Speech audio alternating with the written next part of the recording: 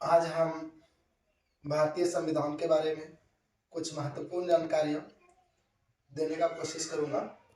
आप लोग अच्छा समझेंगे, जो कि आपके क्लास एवं सभी प्रतियोगी परीक्षा में महत्वपूर्ण साबित होंगे। और हम भारतीय संविधान के विशेषताओं, साथ ही उसके बारे में अधिक से अधिक जानकारी प्राप्त करने की कोशिश करेंगे। तो फिलहाल हम जो है कि भारतीय संविधान के अनुच्छेदों पर चर्चा करेंगे, और फिर हम अनुच्छेद जब समाप्त हो जाएगा तो हम फिर भारतीय संविधान में क्या क्या चीज कहाँ से लिया गया है, क्या विशेषताएं हैं, और ये कितना दूसरे देशों के संविधान से मिलता जुलता है, और ये कैसे बनाया गया है भारतीय संविधान विदों के द्वारा, वो हम जानने की कोशिश करेंगे। आप लोग जानते हैं कि भाग 1 में संघ एवं उसका राज्य क्षेत्र है, अनुच्छेद 1 से 4 तक। तो हम इसके बारे में बारी बारी से सीखेंगे। सबसे पहले हम अनुच्छेद 1 को जानेंगे, फिर 2 को, फिर 3, फिर 4। प्रथम अनुच्छेद के बारे में जानेंगे। आप लोग जानते हैं कि प्रथम अनुच्छेद में दिया गया है कि इंडिया जो कि भारत है, अर्थात कहने का यह है कि इंडिया का ही नाम भारत है और भारत ही इंडिया है। यह अनुच्छेद 1 में स्पष्ट रूप से लिखा गया है कि भारत ही इंडिया है और इंडिया ही भारत है, जो कि एक राज्यों का संघ है, यूनियन ऑफ स्टेट्स है। आप लोगों को मैं एक अलग से वीडियो में संघ, परिसंघ और ये सब में, यानी कि यूनियन, फेडरल, ये सब में क्या अंतर है उसको हम समझाएंगे।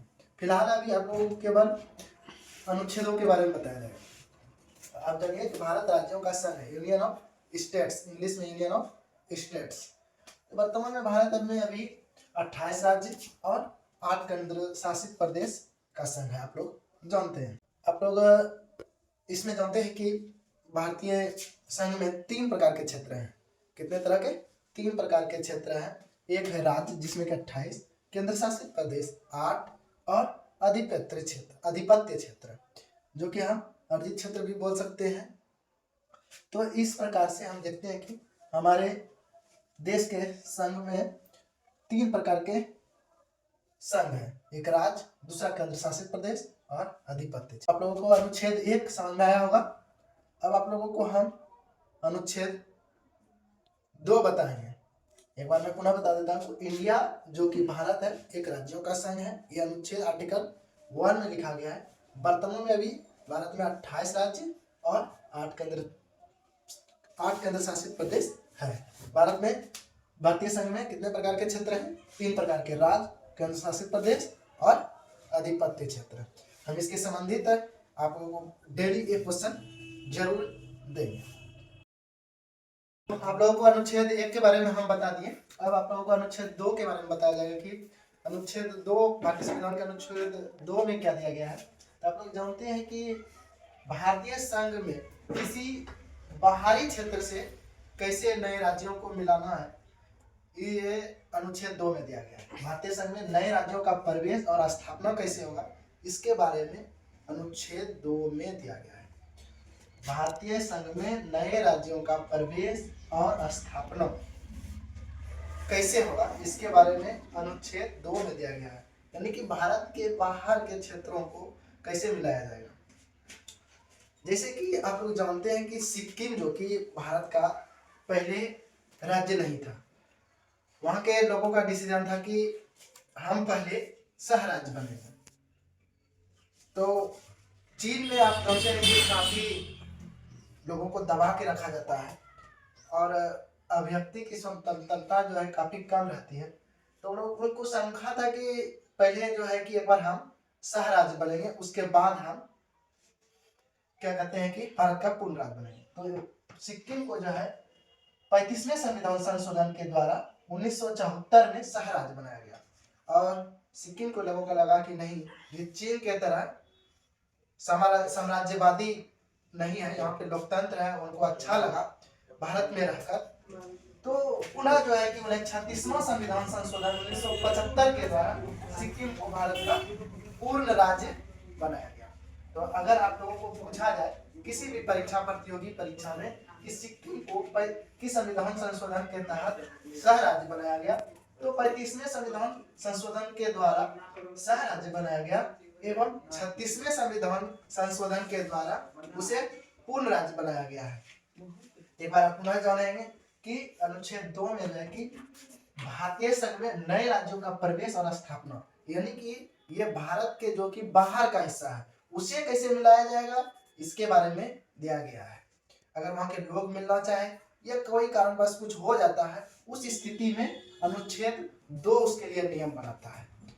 जैसे हाल के तौर में आपको सिक्किम के बारे में बताएं, जो कि सिक्किम पहले भारत का सह राज्य बना, फिर उन्हें अच्छा लगा और वह फिर से क्या कहते हैं 36वें संविधान संशोधन के द्वारा पूर्ण राज्य बना। बहुत तो आप लोगों को दोस्तों अनुच्छेद 3 के बारे में बताया जाएगा कि भारत के, अभी तो आप लोगों ने सीखा कि भारत के बाहरी क्षेत्रों से कैसे भारत में राज्यों को मिलाया जाएगा। अब आप लोगों को भारत के अंदर क्षेत्र में अगर तोड़ फोड़ करना हो, यानी कि अलग करना हो, मिलाना हो या नाम में परिवर्तन करना हो, तो ये इसके लिए जो है कि अनुच्छेद 3 है।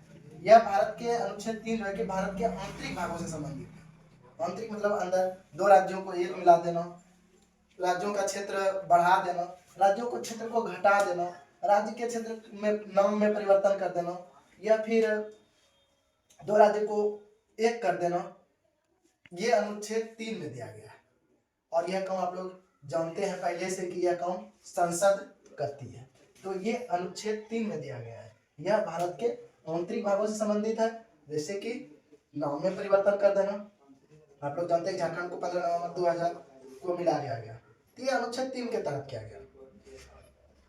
क्षेत्र में परिवर्तन, कोई राज्य को बढ़ा देना और क्षेत्र उसमें जोड़ देना, या क्षेत्र को उसी राज्य के क्षेत्र को घटा देना। जैसे कि अभी देखिए आप लोग जम्मू कश्मीर को दो भागों में बांट दिया गया, जैसे कि जम्मू कश्मीर और लद्दाख, तो ये सब चीज अनुच्छेद 3 से संबंधित है। और दो राज्यों को मिलाना भी होगा तो अनुच्छेद 3, और ये किसके द्वारा किया जाएगा तो भारतीय संसद के द्वारा, यानी कि पार्लियामेंट के सदस्यों के द्वारा किया जाएगा। तो अब आप लोगों को जो है कि अनुच्छेद 4 के बारे में बताया जाएगा। तो अनुच्छेद 4 में यह दिया गया है कि राज्यों के नाम और क्षेत्र में परिवर्तन साधारण बहुमत से किया जाता है। मतलब अनुच्छेद 2 और 3 में परिवर्तन करना हो उसको सिंपल मेजोरिटी के तहत कर दिया जाएगा। ऐसे विधेयक को जब भी किसी राज्य का नाम परिवर्तन या फिर किसी को मिलाया जाता है तो राष्ट्रपति से पूर्व ही, यानी पहले ही, ये सब करने के पहले ही अनुमति लिया जाता है। ऐसे विधेयक राष्ट्रपति के पूर्व सहमति से पेश किया जाता है। उसको पहले ही बता दिया जाता है कि हम फलाना राज्य को या किसी राज्य को इस क्षेत्र में बदलने जा रहे हैं या इसका नाम परिवर्तन करने जा रहे हैं, इसलिए इसको बाद में अनुमति लेना जरूरी नहीं। राज्य विधानमंडल से सहमति तो लिया जाता है, लेकिन केंद्र सरकार या संघ सरकार मानने के लिए बाध्य नहीं है। सलाह लेगा, लेकिन सलाह लेने के बाद मानने के लिए बाध्य नहीं है। अर्थात कहने का मतलब ये हुआ कि अनुच्छेद 2 और 3 में परिवर्तन या संशोधन करने के लिए अनुच्छेद 368 के तहत नहीं आते हैं। ये एकदम साधारण बहुमत के द्वारा किया जाता है। बहुमत कई प्रकार के होता है, साधारण बहुमत, विशेष बहुमत। तो आप लोगों को जब एक अलग से वीडियो में हम साधारण बहुमत क्या होता है, विशेष बहुमत क्या होता है, राष्ट्रपति को हटाने के लिए कौन सा बहुमत का आवश्यक होता है, तो आपको स्पष्ट रूप से बताया जाएगा। आप सिर्फ अभी जो है कि केवल यह जाने कि राज्यों के नाम और क्षेत्र में परिवर्तन करने के लिए साधारण बहुमत का आवश्यकता होता है। को जो है कि राष्ट्रपति के पूर्व सहमति, राष्ट्रपति से पहले सहमति ले लिया जाता है, उसके बाद आगे बात बढ़ाया जाता है। फिर राज्य विधानमंडल से सहमति ली जाती है, यानी कि पूछी जाती है, लेकिन संसद या संघ सरकार उसको मानने के लिए बाध्य नहीं है। वो सलाह दे सकता है, लेकिन सलाह केंद्र सरकार ले भी सकता है, लेकिन मानेगा कि नहीं मानेगा ये संसद के ऊपर डिपेंड है। मानना चाहे तो मान भी सकता है, नहीं मानना चाहे तो नहीं भी मान सकता है। कहने का मतलब हुआ अनुच्छेद 2 और 3 में परिवर्तन या संशोधन 368 के तहत नहीं आता है। और भी हम कुछ मुख्य बातें बताएंगे, तो आप लोग जान गए कि अनुच्छेद 4 स्पेशली इसी के लिए कि 2 और 3 में जो है कि कैसे विधेयक और विधेयक बनाना है। अब आप लोग जानेंगे कि किसी दूसरे देश को अगर संपत्ति देना हो तो क्या करना होगा। तो भारतीय क्षेत्र को दूसरे देश को समर्पित 368 के तहत किया जाएगा, यानी कि विशेष बहुमत होना जरूरी है। यानी कि 9वें संविधान संशोधन 1960 बेरूवारीवाद में 1960 में सर्वोच्च न्यायालय ने निर्णय दिया कि यदि भारत अपना क्षेत्र किसी दूसरे देश को समर्पित करता है तो उसको विशेष बहुमत होना जरूरी है। उसके लिए विशेष बहुमत होना जरूरी है। जैसे कि किसी दूसरे देश से या कोई दूसरा राज्य को अपने देश में मिलाने के लिए साधारण बहुमत से हो जाता है, वैसे साधारण बहुमत का इसमें जरूरी नहीं, इसमें विशेष बहुमत का होना जरूरी है।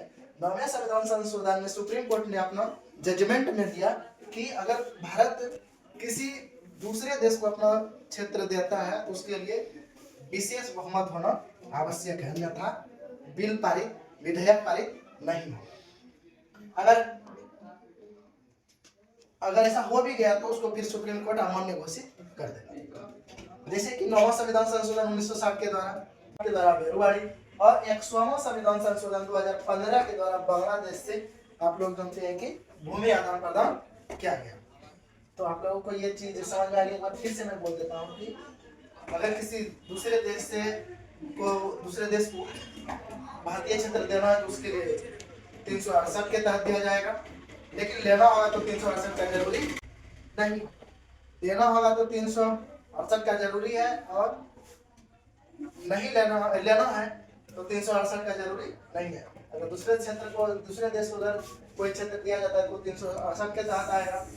जैसे कि 9वां संविधान संशोधन 1960 में बेरूवारीवाद में क्या कहता है कि सर्वोच्च न्यायालय ने निर्णय दिया यदि भारत अपना क्षेत्र किसी दूसरे देश को समर्पित करता है तो उसे विशेष बहुमत चाहिए, जैसा कि 9वां संविधान संशोधन 1960 के द्वारा बेरूवारी। 100वां संविधान संशोधन 2015 के द्वारा बांग्लादेश से भूमि आदान प्रदान किया गया। धन्यवाद। अब आज की क्लास में इतना ही। अब कल जो है कि आप लोगों को भाग 2 नागरिकता के बारे में बताया।